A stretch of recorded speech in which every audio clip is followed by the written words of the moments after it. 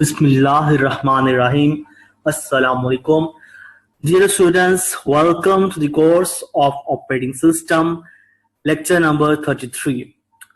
So, students, let's start with today's agenda. As we have started IO systems chapter from the Silver Shades book, तो उसी के जो हमारे remaining topics हैं आज उसको हम जो है कवर करेंगे. Today we will discuss about kernel IO data structures, IO performance and IO streams. So before starting today's lecture, first let's have a review that what we have done in the last lecture. In the last lecture we have gone through blocking and non-blocking IO, जिसमें हमने देखा था कि किस तरह से आपका जो है non blocking that forms the basis for the asynchronous IO. ठीक है जी. Kernel IO structure, kernel IO structure हमने लास्ट लेक्चर में किया था. आज के लेक्चर में हम उसका जो है बेसिकली डाटा स्ट्रक्चर्स को जो है वो गो थ्रू करेंगे एंड आईओ प्रोटेक्शन. ओके जी. So let's start with this lecture. Kernel data structures.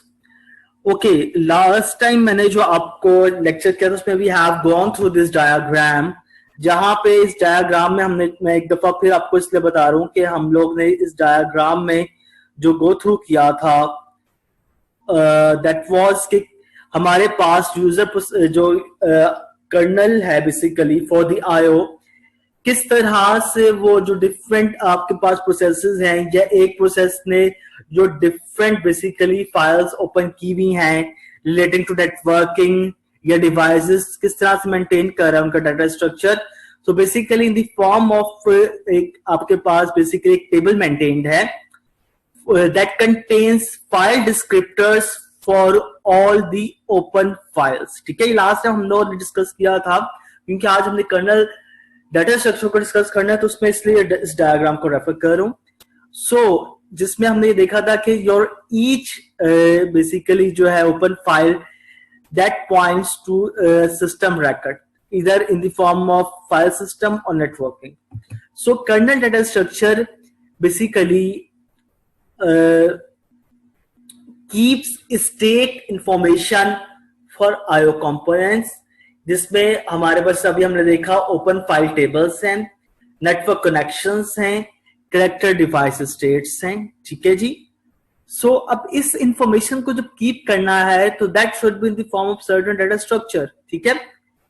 So complex data structures to track buffers, memory allocation और डर्टी बिट्स. डर्टी बिट्स आपकी वो हैं जो कि अनमैप्ड हो जाती हैं. ठीक है, आपके पास वो बिट्स जो कि अनमैप्ड रह जाती हैं, जिनकी हम प्रॉपरली मैपिंग नहीं कर पाते. These basically fall under dirty bits, dirty blocks, dirty characters, dirty bits. ठीक है जी. अब basically in order to maintain its data structure, ठीक है ना, what does it use? Some use object oriented methods and some use message passing. तो Windows जो है basically Windows is using message passing. ठीक है. message passing में हमने देखा था कि किस तरह से होता है. आपके पता है कि in message passing we have two processes like P A and P B. तो इन दोनों processes instead of having shared data, ठीक है, शेयर्ड डाटा ये नहीं रखते, शेयर्ड वेरिएबल्स यूज नहीं करते, इंस्टेड एट सर्टेन रीजन ये जो है अपने मैसेज जो है वो पास करते हैं. ठीक है, यहाँ पे मैसेजेस की बेसिकली क्यू बन जाती है. ठीक है जी. Without using the shared variable messages की क्यू है जो मेंटेन हो रही है एट द कर्नल साइड. ठीक है जी. So message with IO information is pass from user mode to the kernel mode. हमने देखा था कि जैसे ही कोई आईओ रिक्वेस्ट ट्रिगर होती है यूजर मोड से हो रही है and that is user mode से होते हुए आपके डिवाइस के उसके कंट्रोलर डिवाइस ड्राइवर से जो कि एब्स्ट्रैक्शन प्रोवाइड कर रहा है आपकी basically that passes to the kernel. Message modified as it flows through to device driver and back to the process. ठीक है. तो हमने देखा था यूजर मोड से कर्नल मोड में थ्रू डिवाइस ड्राइवर आ रहा है and that is return back. किस तरह से फ्लो है ये हमने लास्ट लेक्चर में बहुत अच्छी तरह गो थ्रू कर लिया था। Okay, now we summarize kernel IO को। अब जो है हम एक दफा से समराइज कर दें that IO subsystem coordinates an extensive collection of services that are available to applications. अब वो क्या सर्विसेज हैं जी? Management of the name space for files and devices, ठीक है। Access control of files and devices, कि आप किस फाइल को कौन से राइट्स दे रहे हैं। फॉर एग्जांपल आप रीड के राइट्स दे रहे हैं, उसको राइट के राइट्स दे रहे हैं, या रीड राइट दोनों राइट्स दे रहे हैं, ठीक है जी। ऑपरेशन कंट्रोल है, for example modem can seek और कैन नॉट सीक, ठीक है। फाइल सिस्टम स्पेस एलोकेशन है, डिवाइस एलोकेशन है, बफरिंग, कैशिंग एंड स्पूलिंग, जो हम डिटेल में लास्ट लेक्चर में डिस्कस कर चुके हैं। अगर उसको इनपुटिंग करनी है तो फॉर आपके पास कैशिंग है, अगर उसको बफर करना है आपका डाटा फॉर आउटपुटिंग, उस पर्पस के लिए आपके पास स्पूलिंग यूज होती है, ठीक है। आईओ स्केड्यूलिंग, ठीक है, किस तरह से आपकी फॉर एग्जांपल मल्टीपल रिक्वेस्ट हैं तो आप किस रिक्वेस्ट को कौन सी डिवाइस असाइन कर रहे हैं, ठीक है। For example I have a single IO device, ठीक है,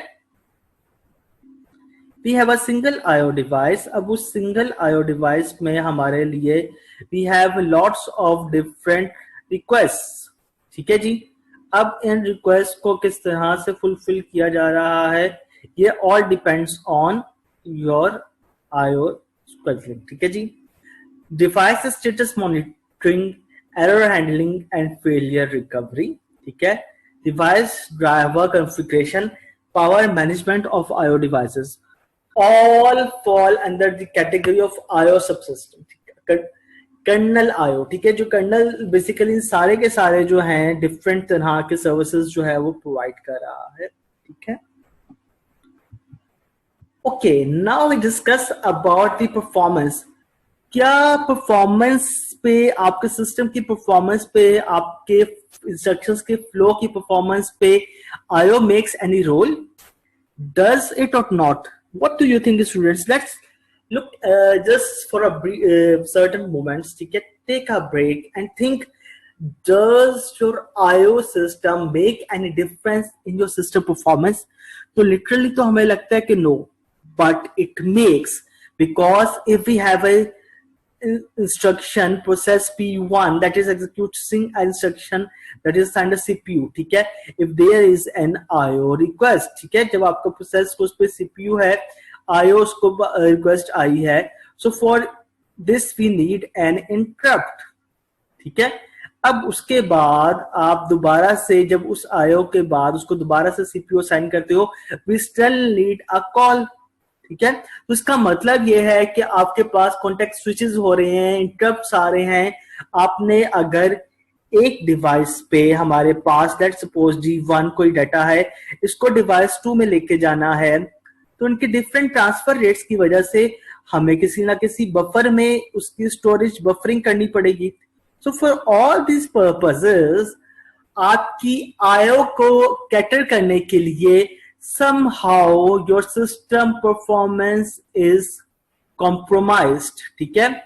कहीं ना कहीं किसी ना किसी तरह हम चाहते या ना चाहते हुए भी आपके सिस्टम की परफॉर्मेंस जो है that is affected by your IO, ठीक है। सो कह रहे जी how IO is a major factor in system performance, how does it affect? When there is demand CPU to execute device driver kernel IO code, ठीक है। When there are context switches due to interrupts, ठीक है, like this, there is a P1 if we have instruction P2, ठीक है। When there is an IO request, you will follow your CPU to P2, so there is a interrupt switch, ठीक है। There is interrupt switching for PCB1 to PCB2. Likewise, we have data copying. जब आपका data copy कर रहे हैं आप अपनी एक डिवाइस से टुवर्ड्स एन अदर डिवाइस, तो आपको जो टेम्परेरी स्टोरेज करना पड़ता है वो बफरिंग है। Network traffic specially stressful, So all these things basically make an effect on your system performance. ठीक है, तो हम कहते हैं जी कि आपके आईओ का है that plays a major role. ठीक है, इस तरह से मेजर रोल है. अब लाइक देयर इज हमारे पास एक डायग्राम है जो कि आपको बता रही है कि when we have inter computer communication, ठीक है, फ्रॉम, अगर आपके पास एक सिस्टम से दूसरे सिस्टम पे आप एक आपके पास कीबोर्ड से रिक्वेस्ट जा रही है, ठीक है जी, आपको मैसेज सेंड कर रहे हैं जो कि किसी दूसरे लैपटॉप पे, मोबाइल पे, सिस्टम पे रिक्वेस्ट आपकी जा रही है, यानी कि आप सिर्फ अपने सिस्टम की आईओ को ट्रिगर नहीं कर रहे, ठीक है, आप एक पीसी की लेट्स सपोज इफ वी सी एक पीसी की आपके आईओ की ट्रिगरिंग से दूसरे सिस्टम की आप आईओ को ट्रिगर कर रहे हैं, तो इसका मतलब है पीसी 1 की आईओ से पीसी 2 की आईओ ट्रिगर हो रही है. तो that communication, how does it happens, let's look at this. You simply typed from a keyboard, ठीक है, इन दी किस मोड में, आपने यूजर मोड में जाके कीबोर्ड से कुछ टाइप किया. Whenever you type, ठीक है, तो आपके कर्नल यूजर मोड से रिक्वेस्ट जो है वो कर्नल मोड में गई, ठीक है. कर्नल उसको कैसे हैंडल कर रहा है, इंटरप्ट जनरेटेड, ठीक है जी, इंटरप्ट हैंडलर उसको रिसीव करता है, that goes to the character receive to your by user process, ठीक है. अब सेम क्या हो रहा है, you send character to the network adapter. Like this, your request came over here and that is passed to the network adapter of PC1. ठीक है, अब in the form of packet, your this जो आपने keyboard से character type किया था, in the form of packet, it travels across a network. ठीक है, like this, and it reaches another system's network adapter. अब उस सिस्टम का कर्नल जो है वो उसका हैंडलर जो है that will receive an interrupt, ठीक, इंटरप्ट विल बी रिसीव, ठीक है, that will be pass to the network daemon, ठीक है, and that will be handled to the user process. Daemon बताता जाऊं आपको, basically the program that does background processes, ठीक है. अब यहाँ पे ऑलरेडी कोई आपका फ्रंट एंड पे प्रोग्राम चल रहा होगा, कोई प्रोसेस में भी मॉनिटर हो रहा हो, तो बैकएंड पे जो रिक्वेस्ट आई, उस रिक्वेस्ट को जिसने फुलफिल किया, ठीक है, वो PC2 के आपके कर्नल पे हैंडल हो रही है थ्रू योर डेमन, ठीक है. बैकग्राउंड में आपका डेमन इज फॉर, यहाँ पे मैं इसलिए स्पेसिफाई कर देता हूँ, for example if you forget, तो आपको यहाँ पे लेक्चर को देख के यहाँ पे टाइप वर्ड से यू कैन गेट, ठीक है, बैकग्राउंड प्रोसेस जो आपके होते हैं. अब यहाँ पे बैकग्राउंड प्रोसेस ऑब्वियसली नेटवर्क जो आपके नेटवर्क अडेप्टर ने जो रिसीव किया था, ठीक है, सो थ्रू दैट, ठीक है. तो ये बेसिकली बता रहा है कि किस तरह से इंटर कंप्यूटर कम्युनिकेशन हो, आपके आईओस किस तरह से ट्रिगर कर रहे हैं. एक आईओ, एक सिस्टम के kernel through an IO request दूसरे सिस्टम के कर्नल को यूजिंग द आईओ किस तरह से ट्रिगर आउट कर रहा है. Is that clear? So let's move to another one. Okay, so how can we, अब अगर आप इसको summarize करें, उसका मतलब है your IO making a significant change in affecting the performance of your system. So how can we improve your performance? ठीक है. So if we need to improve performance, we need to reduce number of context switches. ठीक है. If we have number of context switches 6, ठीक है, if we move that to 3, ठीक है जी, तो इसका मतलब है कि आप परफॉर्मेंस इंक्रीज होगी, ठीक है, बाय रिड्यूसिंग डाटा कॉपिंग, ठीक है जी, बाय रिड्यूसिंग इंटरप्ट्स. इंटरप्ट्स कैसे कम हो सकते हैं, अगर आपके पास एक प्रोसेस की ये हो रही है, फॉर एग्जांपल अगर सीपीयू रिक्वेस्ट ही आपके पास जो आई है उस डाटा को ही आप लार्ज कर दें, ठीक है, तो बार बार आपको इंटरप्ट करने की जरूरत ही नहीं है. So we can reduce interrupts by larging transfers, ठीक है जी, स्मार्ट कंट्रोलर्स एंड पोलिंग, ठीक है, पोलिंग यूज करेंगे तो इंटरप्ट कम हो जाएगा, ठीक है. बट हमने कहा था कि फॉर सर्टेन केसेस हमारे पास हैं सिचुएशंस जहां पे हम पोलिंग को यूज कर सकते हैं, otherwise we need to go for interrupts as well. So for improving performance, we need to use direct memory access, ठीक है जी, जहां पे आप क्या करते हैं, we simply bypass CPU again and again requesting, ठीक है। We need to use smarter hardware devices, ठीक है। We need to balance CPU, memory, bus and IO performance for highest throughput. अगर आपको highest throughput चाहिए तो इन सब के दरमियान बैलेंसिंग फैक्टर जो है that should be maintained, ठीक है जी। Move user more processes or daemons to kernel threads.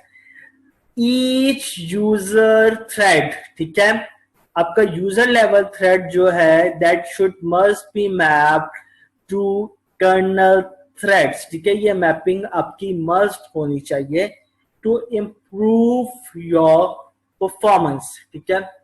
अगर आपकी मैपिंग नहीं कर रहे, we can't guarantee to improving this performance, ठीक है जी। Is that clear? Okay, now we look at this diagram कि आप अगर आपके पास आप कहते हैं जी एक डिवाइस फंक्शनैलिटी जो है, आपको पता है किसी भी आईओ डिवाइस के लिए आपके पास एप्लीकेशन कोड है, kernel code, device driver code, ठीक है, then we have device controller code, ठीक है जी, एंड फाइनली डिवाइस कोड। तो अगर आप इसको देखें तो if we introduce any new algorithm into it, ठीक है, if there is a new algorithm is introduced in these steps, आपके जो डिवाइस फंक्शनैलिटी है, तो उस डिवाइस फंक्शनैलिटी को from looking from this application mode towards the device code, how does it affect, ठीक है। तो अगर हम देखें कि इसकी फ्लेक्सिबल किसी न्यू एल्गोरिथम के इंट्रोड्यूस होने से फ्लेक्सिबिलिटी की क्या है, तो हम देखते हैं कि और फ्लेक्सिबिलिटी बेसिकली रिड्यूसेस, ठीक है, as we move from application code towards device code, ठीक है, because हार्डवेयर डिपेंडेंसी जो है उसमें जो है वो बढ़ती है, इस वजह से आपकी जो है न्यू एल्गोरिथम को अडैप्ट करना तो डिफिकल्ट हो जाता है। But if we look the flexibility towards from your device code towards in application code, तो हम देख रहे हैं कि आपकी फ्लेक्सिबिलिटी जो है दैट इंक्रीजेस, ठीक है। और अगर आप देखें कि आपका time, efficiency, development cost and abstraction, इन पैरामीटर्स को अगर आप गो थ्रू करें, so if we move from application to device code, all these increases, ठीक है। By introducing any new algorithm we can have better time, better efficiency, better cost and abstraction, ठीक है। But on the same level अगर आप देखें from device code to application code, so that decreases, ठीक है। तो बेसिकली किसी भी डिवाइस फंक्शनैलिटी प्रोग्रेशन उसमें न्यू एल्गोरिथम के थ्रू जाती है, और जब हम एक न्यू एल्गोरिथम लेकर आते हैं अपने आईओ सबसिस्टम पे, उसके ड्राइवर्स, उसका चेंज सिर्फ आपके एप्लीकेशन कोड में नहीं आता, you need to have that change जो अफेक्ट करता है वो कर्नल कोड को, उसके कंट्रोलर लेवल पे, उसके डिवाइस ड्राइवर कोड को, ठीक है। तो हमें किसी भी डिवाइस फंक्शनैलिटी के प्रोग्रेशन के लिए इन पैरामीटर्स को गो थ्रू करना बहुत ज्यादा इंपॉर्टेंट है, ठीक है जी। If you here we have a graph जो आपको बता रहा है जी IO performance regarding to storage. क्या स्टोरेज की कैपेसिटी बढ़ने से आपकी नेटवर्क लेटेंसी जो है या आईओ परफॉर्मेंस इंक्रीज करेगी या कम होगी? लेटेंसी बेसिकली क्या है, आपका आपने सेंडर से जो रिक्वेस्ट जनरेट की और जो रिसीवर को रिक्वेस्ट वो मिली, ठीक है, उसके दरमियान आपका जो बेसिकली टाइम है, ठीक है, that is term to your latency, ठीक है। अब लेटेंसी बढ़ती है या कम होगी? जैसे जैसे अगर आप देखें कि आपकी स्टोरेज कैपेसिटी बढ़ती जा रही है, ठीक है, वैसे वैसे आपकी परफॉर्मेंस जो है वो डिक्रीज करती जाएगी, ठीक है। If we have latency at x axis, ठीक है, and at y axis we have memory capacity, ठीक है। तो आप ये देखें कि जैसे जैसे आपकी मेमोरी कैपेसिटी बढ़ती जा रही है फ्रॉम गीगाबाइट टू टेराबाइट्स, ठीक है, for example you have DIMMs, you have PCI SSDs, ठीक है जी, आपके पास क्रूजेस हैं, तो इन सबको आप देखें कि जैसे जैसे आप बढ़ाएं नेटवर्क लेटेंसी कम हो रही है, ठीक है। तो आप ये देख रहे हैं कि नैनो सेकेंड से that move to microsecond and microsecond से that move towards millisecond, ठीक है। तो it means that decreasing by the time. Is that clear? Okay. Now, if we look at power management, क्या power management जिसने हमने कहा performance associated है IO के साथ, क्या पावर मैनेजमेंट एसोसिएटेड है आईओ के साथ? जी पावर मैनेजमेंट एसोसिएटेड है आईओ के साथ या नहीं, सो है। मैं आपको थोड़ा सा यहाँ पे कुछ ड्रॉ करके बताऊं। हम कहते हैं हमारे पास क्लाउड इन्वायरमेंट जब आ जाता है, ठीक है, क्लाउड बेस्ड सिस्टम जब आ जाता है, तो आपके पास एक सर्वर मशीन है, ठीक है जी, जहां पे आपके पास आपने मल्टीपल वीएम्स रखे हुए, वर्चुअल मशीन 1, ठीक है, virtual machine 2 and so on, ठीक है। यहाँ पे आपके पास लॉट्स ऑफ प्रोसेसेस जो हैं एग्जीक्यूट हो रहे हैं, for example 1 up to 10 processes on server 1, ठीक है। We have total processes जो हैं हमारे पास, हम कह देते हैं सिस्टम में 20 processes हैं, ठीक है। यहाँ पे सर्वर 2 में जो है अगेन वी हैव इसके अपनी वर्चुअल मशीन्स हैं, VM1, VM2 and so on, ठीक है। यहाँ पे हम कह रहे हैं हमारे पास ये प्रोसेसेस आपके पास टोटल ले रहे हैं जी 10 मिनट्स टू एग्जीक्यूट, ठीक है। ये हमारे पास 5 प्रोसेसेस और आ जाते हैं, ठीक है, 15 से ले 10 से 11 से लेके 15 तक नेक्स्ट प्रोसेसेस हमारे पास आ जाते हैं, ठीक है। और ये प्रोसेसेस जो हैं हमारे पास बेसिकली एग्जीक्यूट हो रहे हैं 11 to 15 on server 2 in same 10 minutes। अब सर्टेन टाइम के बाद हम कहते हैं कि आपके ये प्रोसेसेस जो है एग्जीक्यूट होना, इसके फर्स्ट 5 मिनट्स के बाद हम कहते हैं कि हमारे पास इसके 5 प्रोसेसेस एग्जीक्यूट हो गए और रिमेनिंग 5 प्रोसेसेस रह गए, ठीक है। इसके बाद 5 प्रोसेसेस थे और वो फर्स्ट 5 मिनट्स के बाद एग्जीक्यूट हो गए। अब नेक्स्ट रिमेनिंग जो हमारे पास 5 प्रोसेसेस हैं, क्या हम उनको में से 2 इधर रखें या 2 इधर रखें?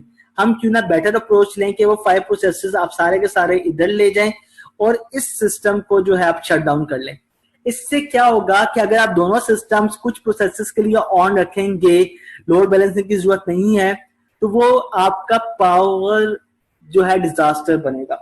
If you need to save your power, ठीक है, हम इस सर्वर के को शट डाउन करके, ठीक है, we will shut down this system and we will move these processes all on your server 1, ठीक है।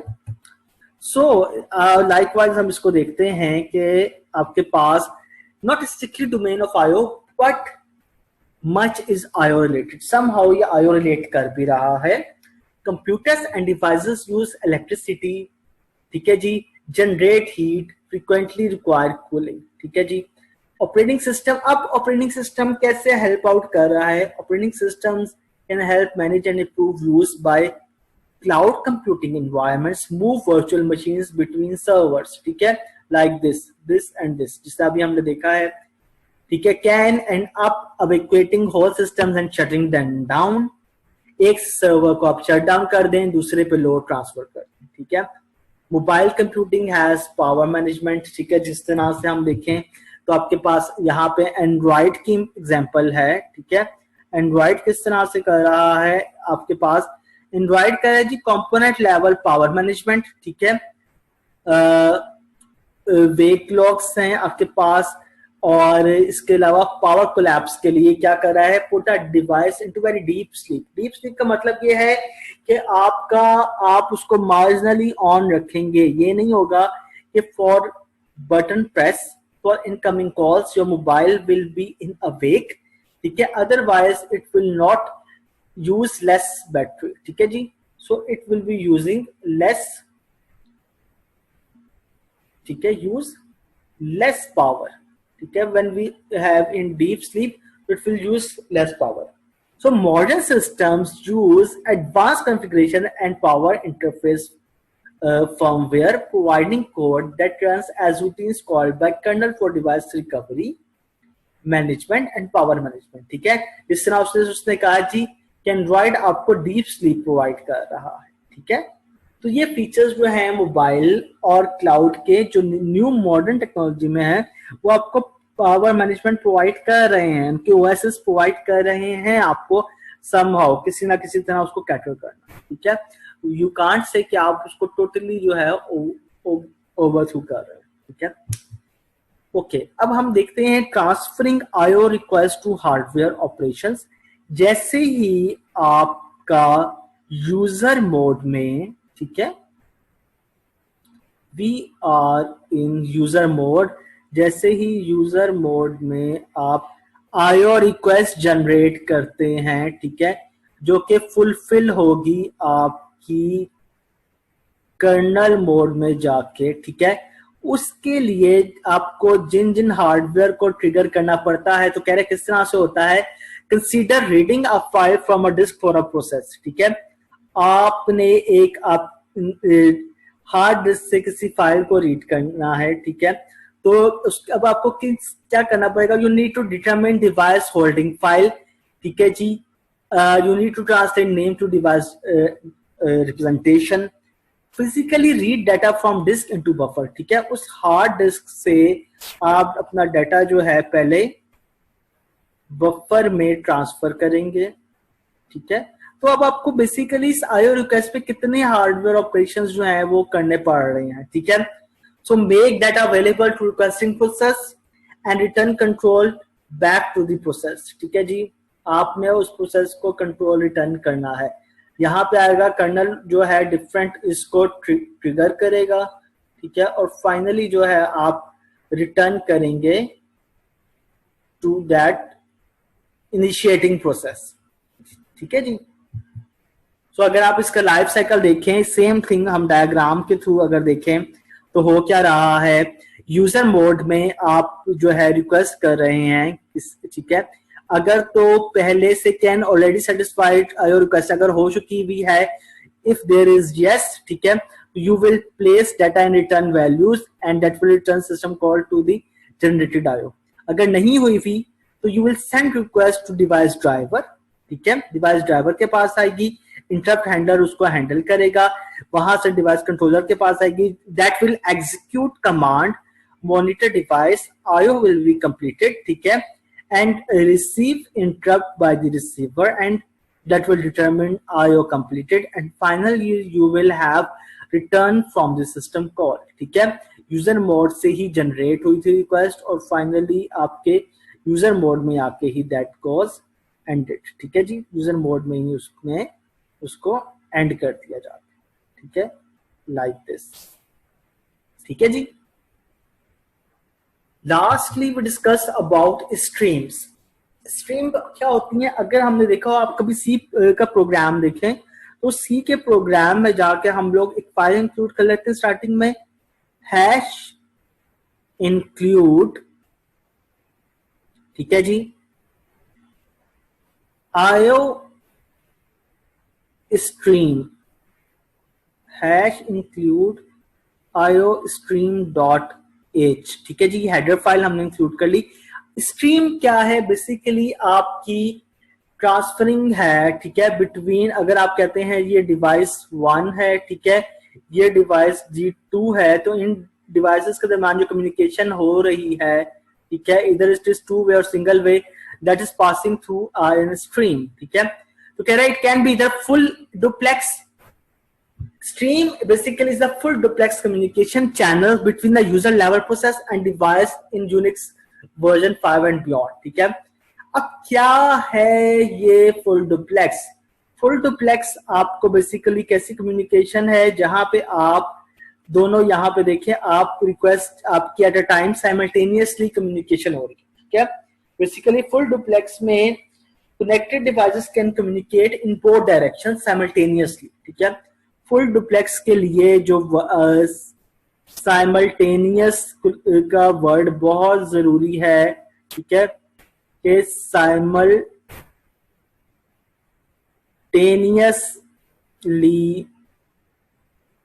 आपकी जो है कम्युनिकेशन है, ठीक है, इन बोथ डायरेक्शंस, ठीक है। टू वे कम्युनिकेशन है, साइमल्टेनियसली हो रही है इन बोथ डायरेक्शंस, ठीक है।